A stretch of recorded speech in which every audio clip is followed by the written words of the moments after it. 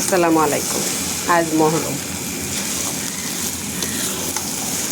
কে রোজা রেখেছেন আর আমার মতো মাংস দিয়ে খিচুড়ি রান্না করে খাচ্ছেন। এই তো গরুর মাংস দিয়ে খিচুড়ি রান্না করছি, একসাথে মিলিয়ে দিয়েছি। এই যে মাংসও তো দেখা যায় না, বোঝা যায় না।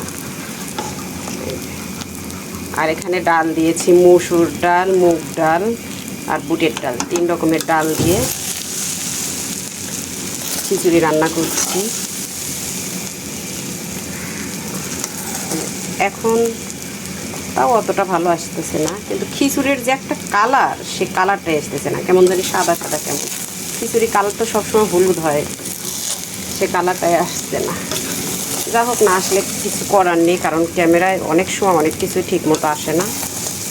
তো এক হাঁড়ি ভর্তি করে এই তো খিচুড়ি রান্না করব।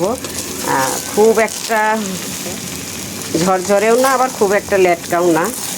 তো মাখা মাখা করেই করব, বুঝে চাউলটা ভালো করে কষিয়ে নিচ্ছি মাংসের সাথে। আর মাংসটা আমি আগেই প্রেশার কুকারে কষিয়ে 4টে সিটি দিয়ে নিয়েছি, যাতে মাংসটা শক্ত না থাকে, কাঁচা না থাকে। এবার ভালো করে একটু চাউলের সাথে মাংস কষিয়ে নেব, তারপর পরিমাণ মতো এখানে পানি দিয়ে নেব।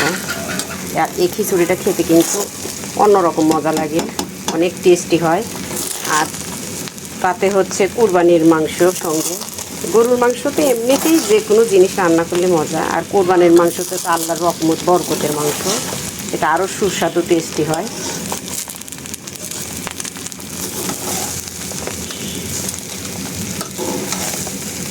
সবাই ভালো থাকবেন, আল্লাহ হাফেজ।